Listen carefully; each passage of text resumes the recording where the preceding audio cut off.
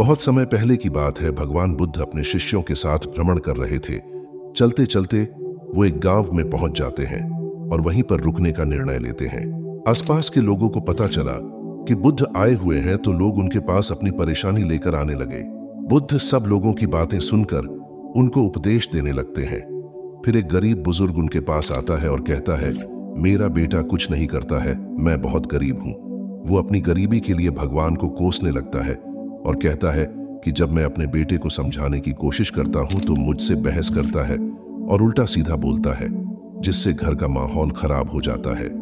फिर वो बुजुर्ग कहता है कि मैं ये अच्छी तरह से जानता हूं कि वो अपना ही नुकसान कर रहा है, लेकिन मैं कुछ भी करके उसको सही राह पर नहीं ला पा रहा हूं। गौतम बुद्ध मुस्कुराए और बुजुर्ग व्यक्ति से बोले, आप कोई बहाना बनाकर अपने बेटे को मेरे पास ले आइए। व्यक्ति ने कहा, मेरा बेटा किसी की बात नहीं सुनता है, सबसे बहस करता है। मुझे डर है कि कहीं वह आपको भी कोई गलत बात ना कह दे। बुद्ध बोले, चिंता मत करो, तुम बस उससे कहना कि मैं उसकी सारी समस्याओं का समाधान कर दूंगा। गौतम बुद्ध की बात सुनकर कुछ लोग बुजुर्ग के साथ उसके बेटे को बुलाने चल दिए। लड़का अपने कमरे में सो रहा था। घर पहुंचकर सबने उसे जगाया और उसे समझाना शुरू किया, लेकिन लड़का साथ चलने को तैयार नहीं हुआ। वह बस इतनी सी बात दोहराता रहता है, ये सारे साधु पाखंडी और नकली होते हैं, ये कुछ भी बोलकर दुनिया को पागल बनाते हैं। मैं इनकी बातों में आने वाला नहीं। लेकिन जब गांव वालों ने उसे बताया कि बुद्ध उसकी हर परेशानी का समाधान कर देंगे, तब जाकर वह गौतम बुद्ध से मिलने को राजी हुआ। बुजुर्ग अपने बेटे को लेकर जब गौतम बुद्ध के पास पहुंचा तो लड़का बुद्ध को घूरते हुए बोला कि किस बात के लिए आपने मुझे यहाँ बुलाया है? अगर आप यह चाहते हो कि मैं ईश्वर को कोसना बंद कर दूं, तो मैं ऐसा कभी नहीं करूंगा, क्योंकि ईश्वर ने मुझे इस बेकार शरीर के अलावा दिया ही क्या है? धन जो शरीर के लिए जरूरी है वह तो मुझे मिला ही नहीं।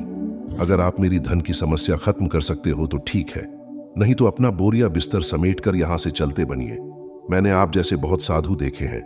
उस युवा लड़के की बात सुनकर गौतम बुद्ध थोड़ा मुस्कुराने लगे और बोले, मेरे मित्र, मैं तुमसे ईश्वर की कोई बात नहीं करने वाला, लेकिन एक बात याद रखो कि व्यक्ति के सुख और दुख का कारण उसके अपने कर्म ही होते हैं।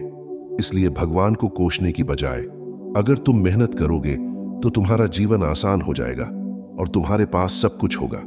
गौतम बुद्ध की बात सुनकर वह लड़का गुस्से से लाल हो गया और कहने लगा कि बाबा, मुझे आपके भाषण से तो नींद आ रही है, इससे तो अच्छा मैं घर में ही सो रहा था। मैं यहाँ सिर्फ धन की मदद के लिए आया हूँ।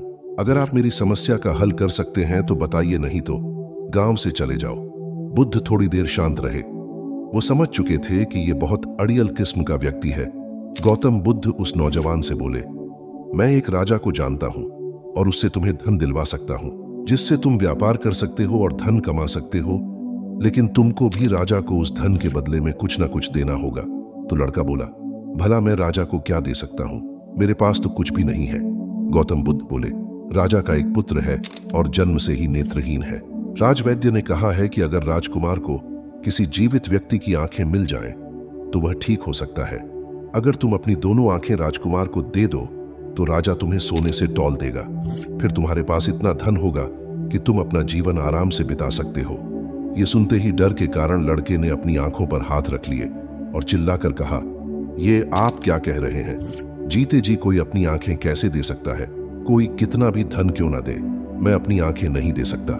गौतम बुद्ध बोले, कोई बात नहीं, दो नहीं तो सिर्फ एक ही आंख दे दो, फिर भी मैं तुम्हें तुम्हारे वजन के बराबर सोने के सिक्के दिलवा दूंगा। फिर लड़का झन्ना कर बोला, आप कैसी बातें कर रहे हैं? मुझे सोने के चाहे जितने भी सिक्के मिल जाएं, मैं अपनी एक भी आंख नहीं दे सकता। मेरी आंखें बहुत अनमोल हैं, मैं किसी भी कीमत पर नहीं दूंगा। गौतम बुद्ध ने कहा, अगर तुमको और धन चाहिए तो बोलो, राजा मना नहीं करेगा। लड़का बोला, मेरी आंखें अमूल्य हैं, कृपया आप यह कहना बंद कर दें। मुझे किसी भी कीमत पर अपनी आंखें किसी को नहीं बेचनी है। लड़के की बात सुनकर गौतम बुद्ध ने कहा, मेरे प्यारे दोस्त, अभी कुछ समय पहले ही तुम अपने शरीर को बेकार कह रहे थे, कोस रहे थे, और अब तुम कह रहे हो कि तुम्हारी आंखें अनमोल हैं।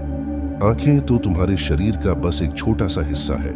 अगर तुम्हारी आंखें अनमोल हैं तो तुम्हारा शरीर कैसे बेकार हो सकता है? और अगर तुम्हारा शरीर भी अनमोल है तो तुम्हारी बुद्धि की क्या कीमत होगी? और जरा सोचो, जो प्राण रूपी शक्ति तुम्हें जिंदा रखे हैं उसकी क्या कीमत होगी?